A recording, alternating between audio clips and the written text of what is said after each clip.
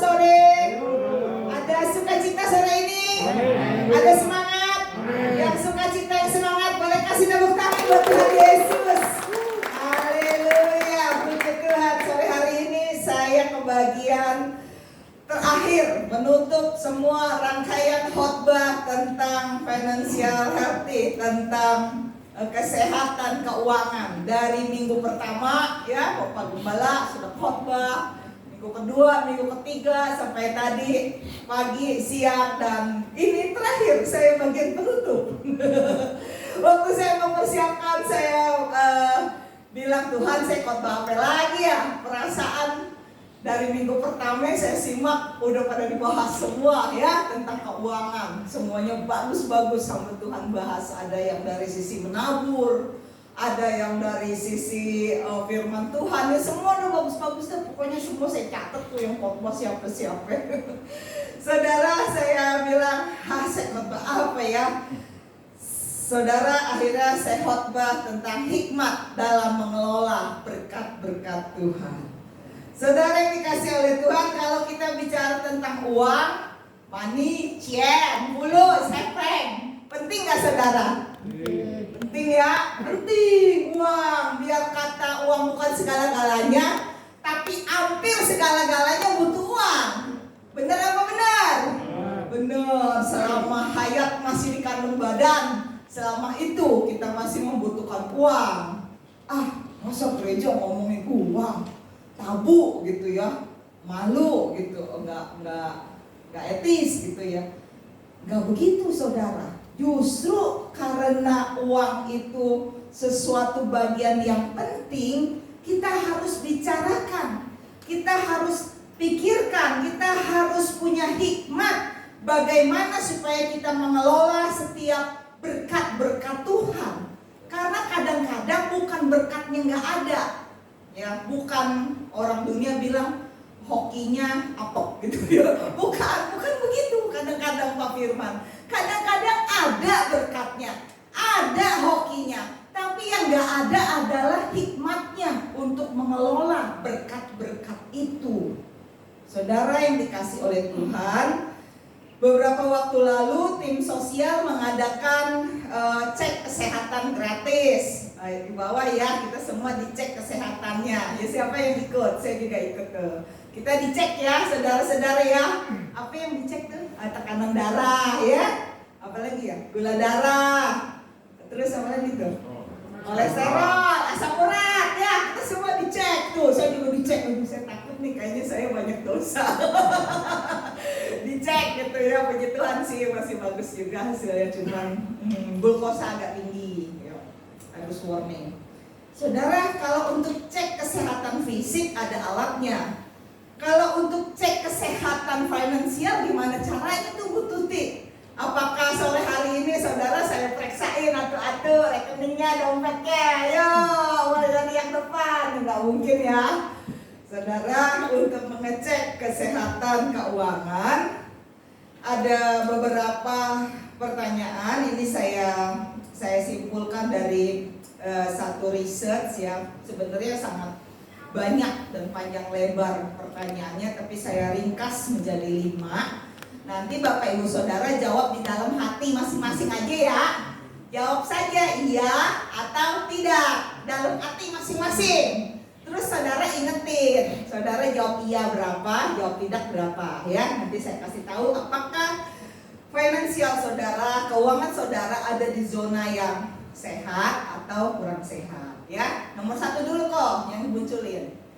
Apakah Bapak Ibu Saudara sudah merasakan cukup secara finansial? Nomor 1 ya. Artinya tuh saudara untuk kehidupan sehari-hari ya, makan, minum, tinggal, pakai gitu tuh udah cukup gitu. Cukup lah, nggak utang pinjam kanan kiri, oke cukup gitu ya. Iya atau tidak, itu nomor 1. Coba pikir-pikir tuh nomor 1 ya. Nomor 2, apakah Bapak Ibu Saudara selalu berusaha keras untuk mendapatkan uang lebih banyak lagi? Saudara nih jadi orang yang banting tulang, peres keringat ya, kepala jadi kaki, kaki buat kepala, malam buat siang, siang buat malam, pokoknya kejar itu uang. Ada orang kayak gitu, ada saudara. Beberapa orang yang saya juga ada kayak gitu. Pokoknya hidupnya benar-benar memburu uang, begitu ya. Kita iya atau tidak di situ. Nomor 2. Nomor 3, apakah saudara selalu disiplin untuk menabung? Ya, bukan masalah besar kecilnya sih saudara, tapi saudara adakah disiplin setiap bulan untuk menabung gitu ya? Jangan selalu bilang, lah ile betul saya nabung paling juga 100.000, 50.000 sebulan, kapan kayaknya, begitu ya. Jadi bukan soal kaya, menabung itu kedisiplinan ya, bukan soal berapa yang saudara tabung, tapi adakah kedisiplinan gitu ya. Lalu yang keempat, apakah saudara termasuk orang yang apabila saudara memiliki uang, maka uang saudara itu statusnya adalah isi come isi go, gampang masuk, gampang juga keluar. Waduh, ini mah kayaknya saya banget nih. Aduh, ada nih orang-orang kayak gini saudara. Kalau pas ada uang masuk ya, langsung dia juga cepat untuk keluar gitu. Ini saya nih. Jika anak-anak saya tahu kalau saya sudah kalem, diem, berarti nggak punya duit. Kalau saya lagi bawel gitu ya, ngomong, mau makan apa, mau beli apa, order apa, pizza, cari-cari yang diskonnya apa gitu ya gitu. Order Shopee Food gitu ya, GoFood, mau makan apa, pizza, martabak gitu ya, order lagi bawel nih gitu ya saudara ya. Itu berarti punya duit. Aduh, memang bener juga nih, kalau pas ada uang masuk, pikiran saya jadi banyak.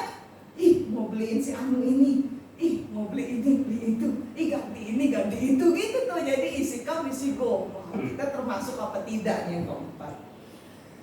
Kelima, apakah saudara ada dalam lingkaran hutang, artinya yang tidak pernah berujung pangkal. Ya setiap orang mungkin punya hutang.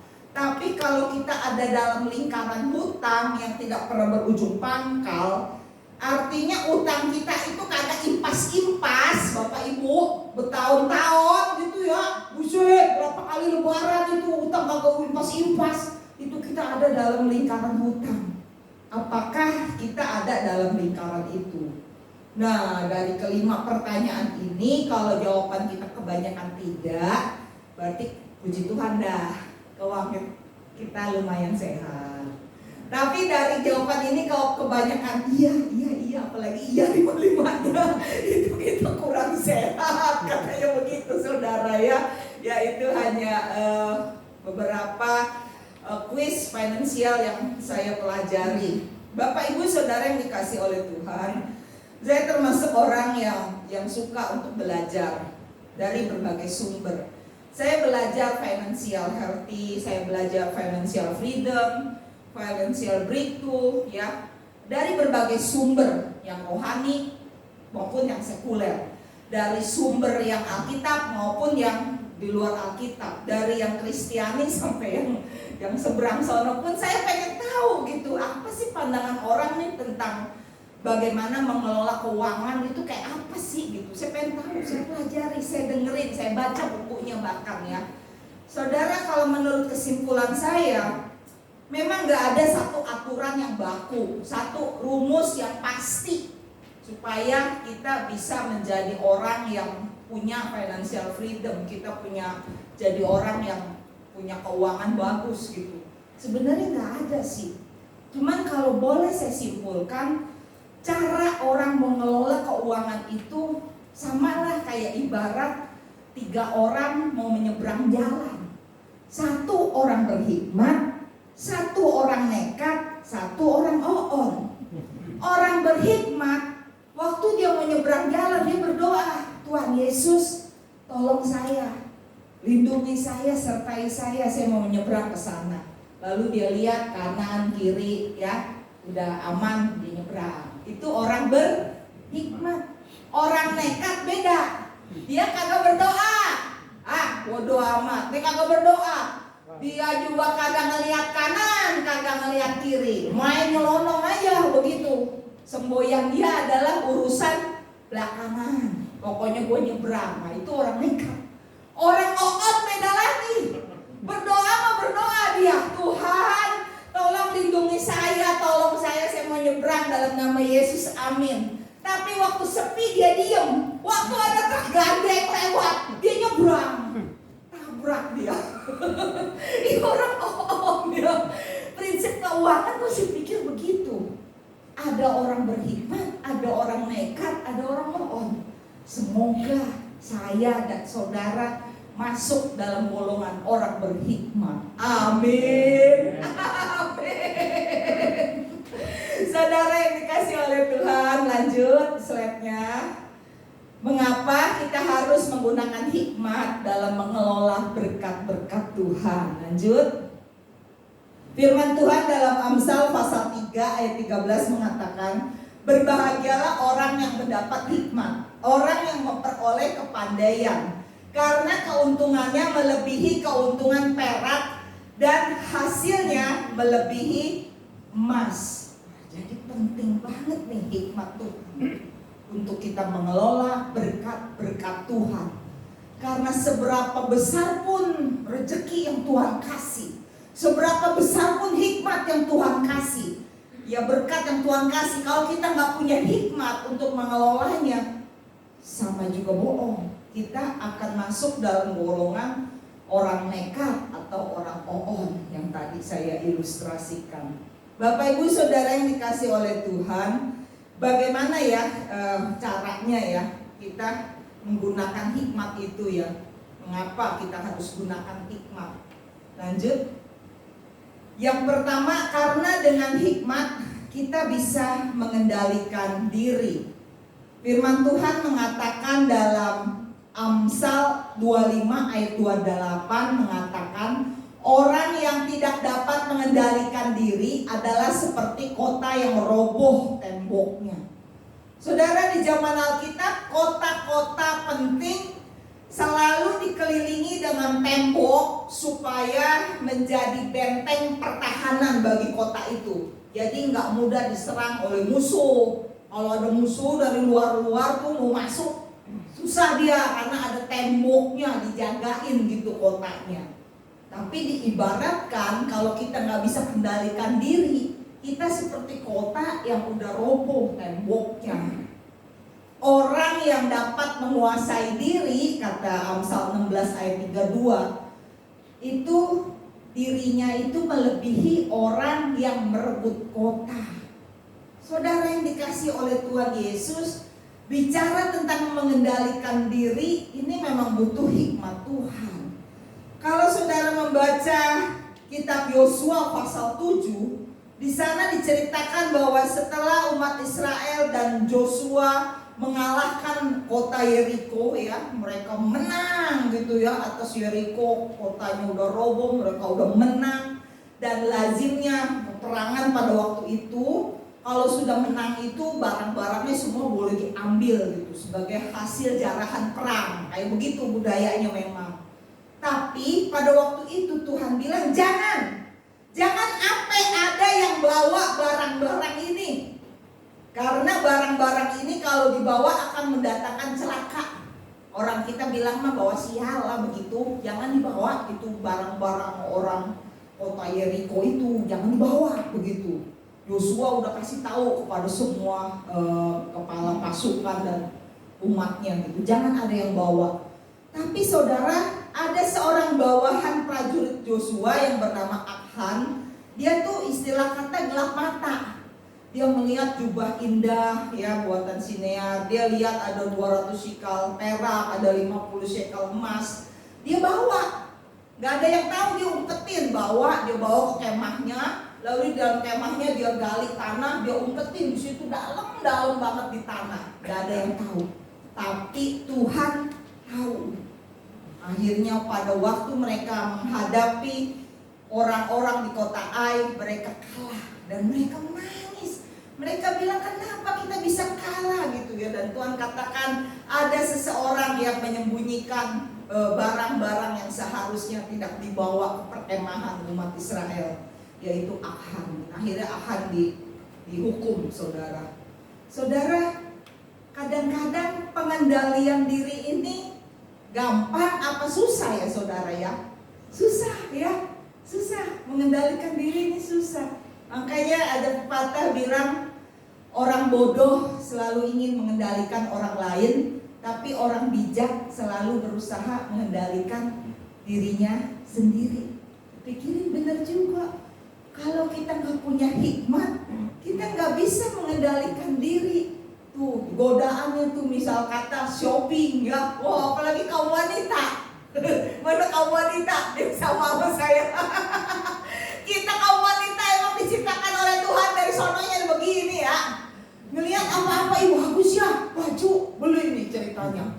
Warna merah nih bu ceritanya ya, beli warna merah.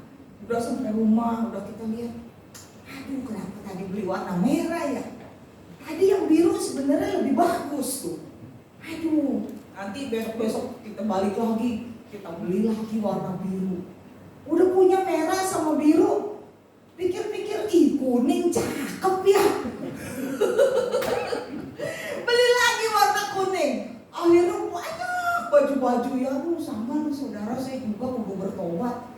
Di kamar saya satu lemari gede, baju saya semua, belum yang dilaci-laci. Baju Pak Ginanjar, barang-barang dia saya taruh di kamar atas. Jadi kalau mau ganti baju udah naik ke atas, itu di kamar cuma punya saya doang. Saya bilang, aduh Tuhan, saya gila juga jadi orang ya. Saya memang demen, saudara demen, begitu demen. Gimana sih kalau demennya? Demen begitu bu, saya bu sepatu demen. Lihat apa demen, beli, ntar udah beli nih. Ih, saya mau beliin si Anu beli 3. Ntar kalau lagi diem-diem di kamar juga, bukannya diem-diem apa tuh saudara? Lihat online. Lihat online, ih cakep ya, ih diskon, ih bagus nih. Kayaknya pantas nih pakai si A, si B gitu. Saya pikirin untuk siapa gitu. Kadang buat saya juga bagus, saya beli 1 buat si B 1, dia beli 2 gitu. Jadi biar gak kemana-mana, di rumah itu paket gitu saudara. Ya sama-sama juga belanja juga gitu ya. Aduh ampun, ada yang keinginan mata, keinginan daging, keangkuhan hidup. Memang itu sulit buat dikendalikan. Tapi hari ini kita harus belajar menggunakan hikmat Tuhan supaya bisa mengendalikan diri. Amin. Amin ya Bapak Ibu Saudara ya. Amin. Firman Tuhan ini pedang bermata 2 nih. Bukan cuma mencolok ke sana, tapi mencolok ke sini juga. Bukan hanya menegur saudara, tapi menegur saya juga. Harus mengendalikan diri. Benar juga Tuhan. Makanya saudara, setiap rumah tangga punya anggaran pendapatan belanja keluarga ya, pengaturan keluarga itu berbeda-beda. Ada yang pegang istrinya semua. Jadi kalau suaminya gajian, semua kasih istri. Dan suami paling pegang uang makan doang, uang jalan. Ada yang begitu. Ada juga yang semua biaya keluarga ditanggung berdua. Suami 50%, istri 50%. Ada yang begitu saudara. Misalnya punya anak 3 ya, saya pernah tahu ada kayak gitu. Anak pertama SPP-nya yang bayar suami. Anak kedua yang bayar SPP-nya istri, karena mereka sama-sama bekerja. Anak ketiga patungan. Suami separuh, istri separuh.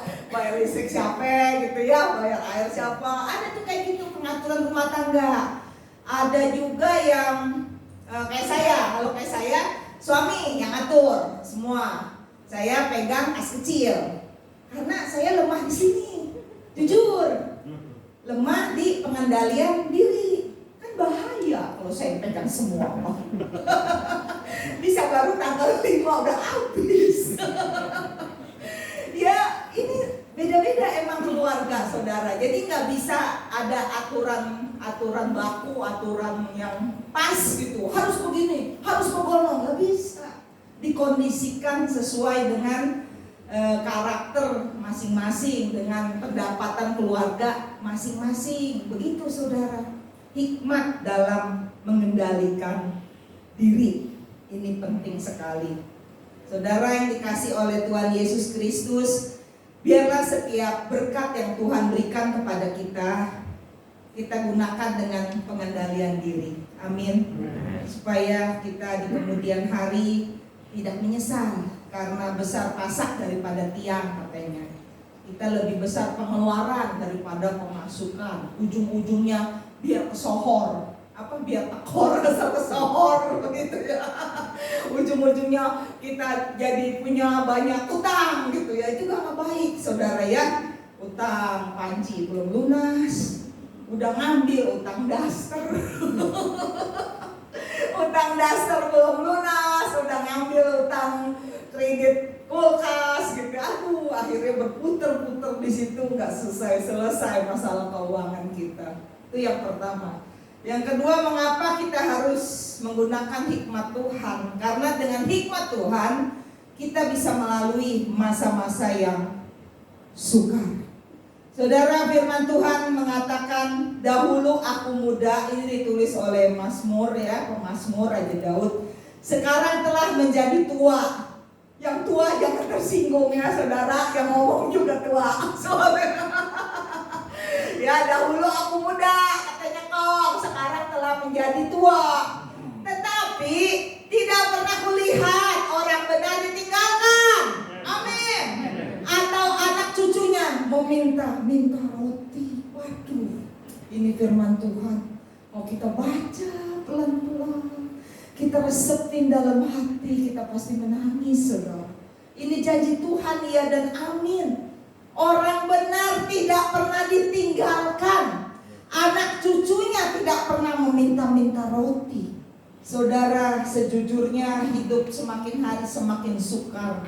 Ini gambaran orang-orang homeless di luar negeri ya saudara ya, yang gak punya rumah. Mereka bikin tenda-tenda darurat ya, tidur di situ, makan di situ, nyuci baju di situ. Hidup begitu sangat susah. Tadi siang Pastor Paul Kim bilang 3 penyebab krisis ekonomi ya. Tadi ya peperangan ya, Rusia Ukraina itu pasca pandemi ya, krisis ekonomi di mana-mana. Bukan cuma negara kita doang, Indonesia. Di mana-mana lebih parah, bahkan lebih parah saudara. BBM naik sehingga terjadilah semua barang-barang ikut naik ya. Saudara ya, ibu rumah tangga ya yang kayak saya pasti tahu ya. Kalau ke pasar baru beli bawang merah, cabai, tomat, bawang putih lah, udah 100.000. Ini mau dimasak apa ini ya? Akhirnya kita bingung nih, masak apa nih gitu. Barang-barang semua naik saudara, yang turun cuma air hujan, kata tukang sayur saya. Loh, si ibu yang turun cuma air hujan katanya. Semua naik bu, naik kata gitu. Iya bener juga si abang pinter. Iya saudara, inflasi ya terjadi, membuat banyak orang juga jadi susah. Saudara yang dikasih Tuhan, beberapa waktu lalu saya lihat postingan tukang ayam potong di pasar ya. Dia lihat, saya lihat postingannya, sedih juga saya. Dia bilang, aduh bagaimana ya, pasar saya sepi, ini dagangan masih ngambrok katanya. Dagangannya masih banyak saudara, mana modalnya boleh pinjem katanya gitu. Gimana ini katanya, dagang begini sepi, pada kemana ini yang beli katanya. Sedih saudara. Saudara, masa-masa sulit, masa-masa sukar, difficult time, pasti semua pernah melewati. Ya, siapa yang pernah melewati? Saya pernah. Saya yakin setiap orang pasti pernah melewati masa-masa sulit. Masa-masa sulit yang Tuhan izinkan sebenarnya membuat kita mengerti bahwa kasih setia Tuhan tidak pernah berkesudahan. Tahun 2000-an lah saya mengalami masa-masa yang sukar ini. Sukar saudara, anak masih kecil ya, rumah masih kontrak, kadang bingung, beras habis, susu anak habis, pampers habis gitu ya. Aduh rasanya gimana ya, semua serba habis, uang gak ada gitu ya.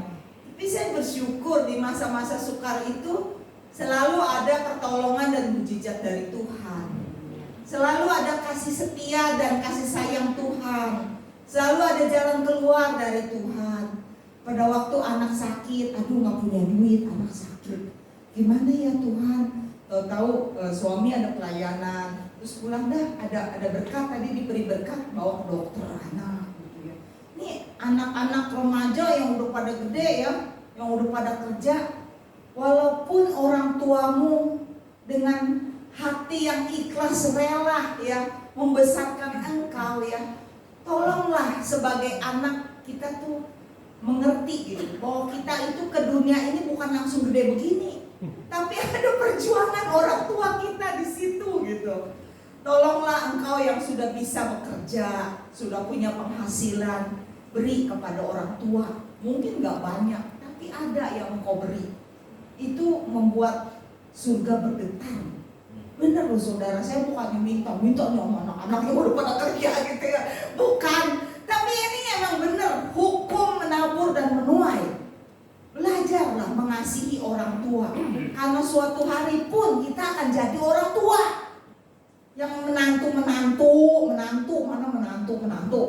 punya mertua ya, belajar menabur. Suatu hari pun kita jadi mertua. Hidup ini kan terus bergulir saudara, yang kita tabur akan kita tuai. Saudara yang dikasih oleh Tuhan, masa-masa sulit sebenarnya membuat kita bergantung penuh kepada Tuhan.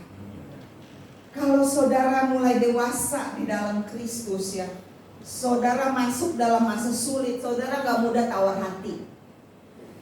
Ada kalanya pada saat saudara meminta, nangis di hadapan Tuhan, minta kepada Tuhan, tolong. Ada kalanya Tuhan tidak memberikan apa yang kita minta, tapi Dia berikan apa yang kita perlukan. Bahkan pada waktu kita mulai masuk semakin dewasa dalam Tuhan, ada kalanya Tuhan tidak memberikan apa yang kita minta. Tuhan tidak memberikan apa yang kita perlukan, tapi Tuhan memberikan apa yang terbaik. Mulai saudara dewasa lagi dalam Tuhan, saudara mengerti lagi loh. Ada kalanya Tuhan tidak kasih apa yang kita pinta. Tuhan tidak kasih apa yang kita perlukan. Bahkan yang terbaik juga Tuhan belum kasih. Supaya apa? Supaya kita belajar menantikan waktunya Tuhan. Nah, ini butuh kedewasaan. Tidak semua orang sudah masuk dalam fase ini. Tapi kalau saudara sudah dewasa dalam Kristus, saudara mengerti, oh iya, terima kasih Tuhan. Saya dulu mengalami masa-masa sukar.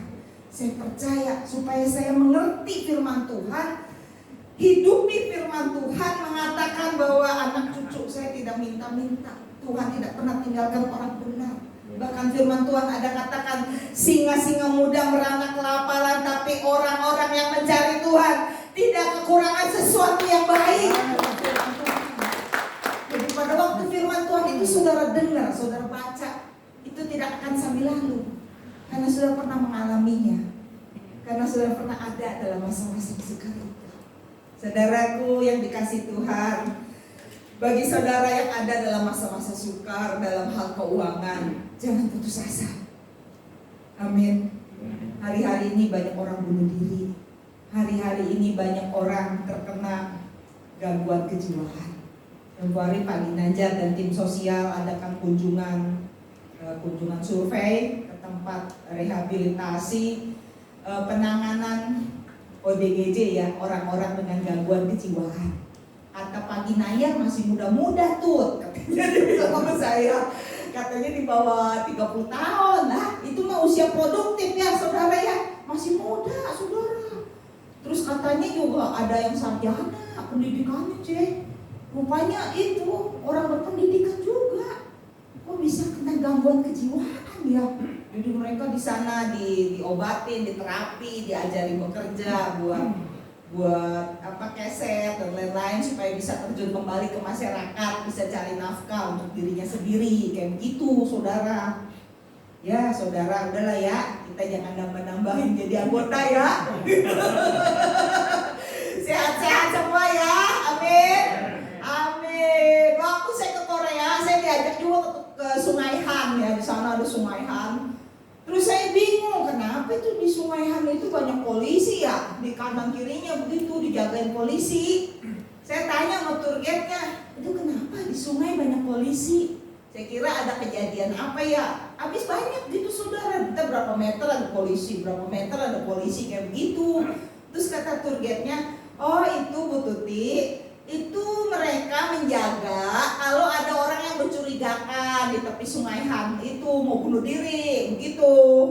Jadi dijaga. Oh rupanya saudara, di sana juga tingkat bunuh dirinya tinggi. Jadi orang-orang yang merasa dirinya nggak cakep lagi begitu ya, udah operasi sini operasi sana masih jelek-jelek juga begitu. Udah mereka merasa ekonominya nggak bagus lagi atau gimana, banyak yang bunuh diri di Sungai Han itu saudara. Ya di Indonesia juga saya rasa banyak juga ya berita-berita tentang bunuh diri ya. Nggak usah jauh-jauh saudara, baru seminggu yang lalu dah tuh di rel kereta api di daerah Jakarta Pusat ya, saya baca ya, ada bapak-bapak masih muda umur 35, dia tiduran di rel, pas kereta api Jakarta Tangerang lewat, dia tewas. Kalau nggak percaya coba aja saudara. Tewas saudara, ya katanya sih dia banyak masalah, saudara. Masa-masa sukar dihadapi semua orang, tapi yang membedakan adalah kita bergantung sama Tuhan atau enggak, kita kuat apa enggak, kita bisa berdiri bersama dengan Tuhan apa enggak. Itu doang bedanya saudara. Kalau kita melewati masa-masa sukar tapi masih ada Tuhan Yesus bersama dengan kita, percayalah firman Tuhan ini iya dan amin. Tidak pernah kulihat orang benar ditinggalkan. Dan katakan orang benar itu saya. Katakan orang benar itu saya. Anak cucu saya tidak akan pernah meminta-minta roti. Amin. Tuhan pelihara kita sempurna. Amin. Yang ketiga, mengapa kita harus menggunakan hikmat Tuhan? Karena kita dengan hikmat Tuhan bisa mengalami rasa cukup.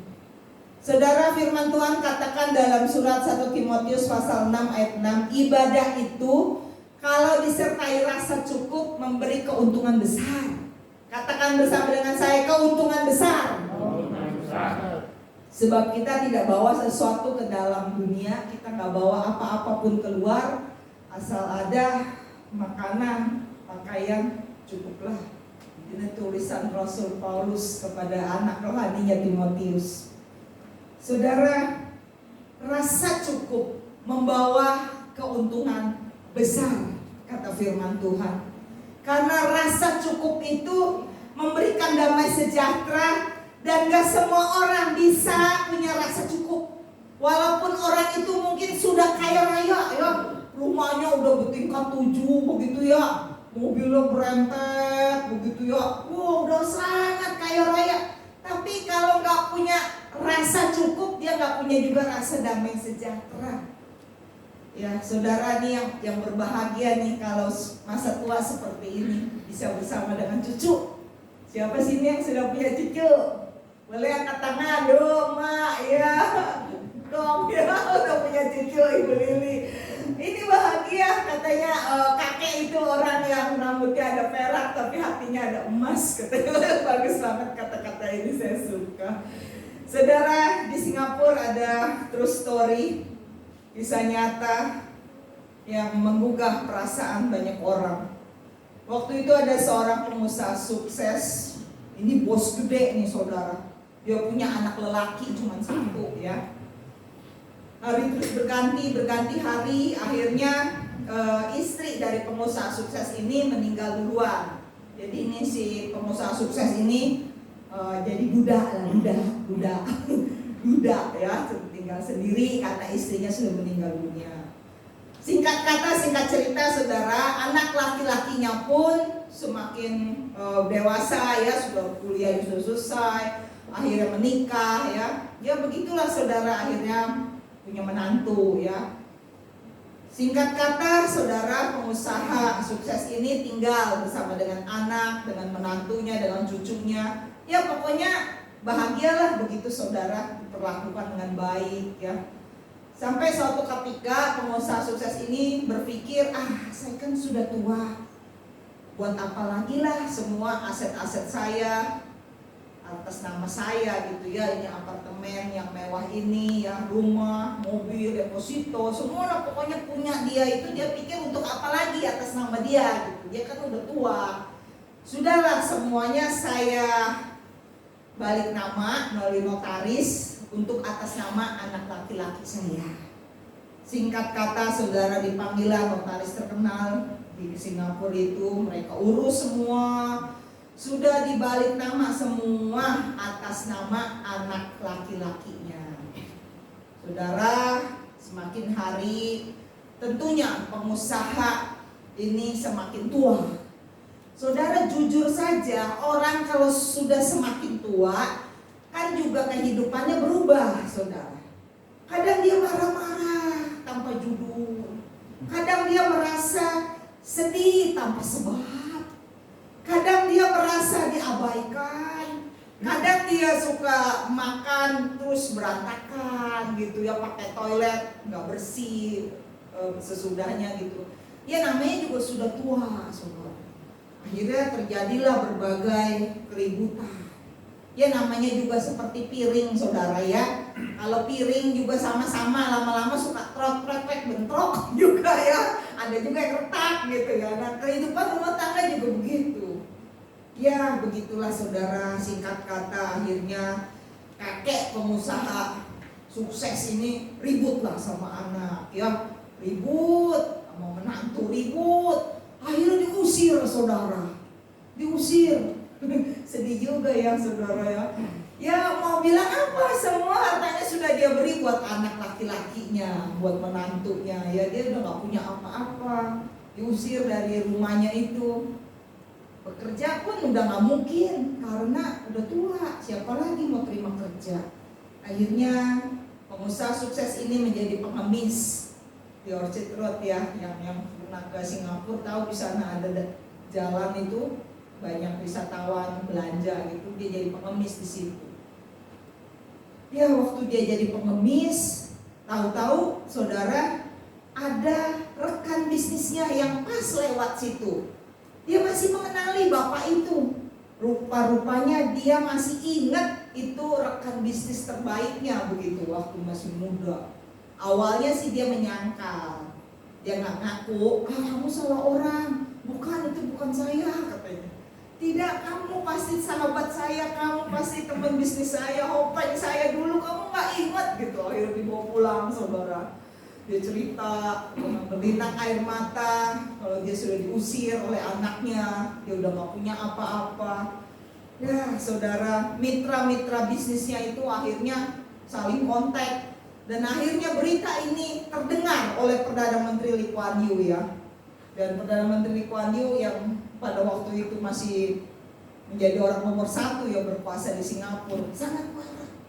Dia bilang, kok ada ya anak setega itu kepada orang tuanya?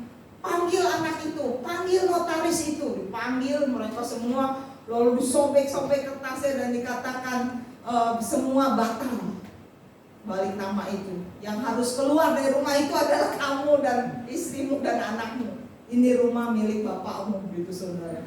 Akhirnya saudara, Perdana Menteri Lee Kuan Yew bikin sebuah dekret kebijaksanaan bahwa ada satu larangan orang tua mewariskan asetnya, hartanya kepada anaknya sebelum meninggal dunia. Jadi ditulis satu kebijakan bahwa dilarang mewariskan harta ya, aset kepada anak atau siapapun sebelum meninggal dunia. Saudara yang dikasih oleh Tuhan Yesus Kristus, sebenarnya tanpa merebut semua harta orang tuanya pun, itu anak sudah kaya raya. Tapi sekali lagi, orang yang tidak memiliki hikmat Tuhan, dia gak bisa punya damai sejahtera dan rasa cukup. Selalu merasa kurang. Selalu merasa kurang.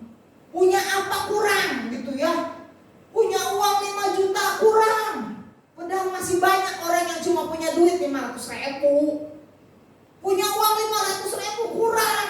Dia gak tahu. Masih begitu banyak orang hari ini yang cuma punya duit 50.000. Ya susah saudara. Kalau gak punya rasa cukup. Miliki apa yang ada sama kita dengan rasa cukup. Amin. Bapak-bapak punya istri satu cukup Pak? Cukup Bu Tuti, ilah satu aja udah bawa minta ampun. Cukup ya. Ibu-ibu punya suami satu cukup? Cukup Bu Tuti, ya ampun udah tua ompong pelot kerempeng begitu satu udah cukup dah gitu ya. Cukup udah. Kalau kita tidak membanding-bandingkan, cukup Bu, cukup Pak, amin. Amin ya. Pernah ada yang konseling kepada saya, karena konselingnya bertiga, 2 orang wanita dan saya. Dia cerita, waduh Bu Tuti, sebenarnya dia enak Bu, suaminya aja Bu Tuti kasih dia uang belanja 50 juta sebulan katanya. Lalu yang sebelah saya tuh spontan saudara bilang, hah? Masa iya? Kalau suami saya kasih saya uang belanja 50 juta sebulan, pulang kerja gua gendong dia Bu Tuti katanya. Aduh si ibu, ayah baik, saya bilang. Bukan soal berapa banyaknya, dah. Berapapun berkat yang Tuhan beri atas rumah tangga kita, ucap dengan rasa syukur. Miliki rasa cukup, rasa damai sejahtera. Gunakan dengan hikmat Tuhan, pasti mendatangkan berkat. Amin. Bapak Ibu Saudara, itu saja yang bisa saya berikan. Kiranya kita boleh menggunakan hikmat Tuhan dalam mengelola berkat-berkat Tuhan.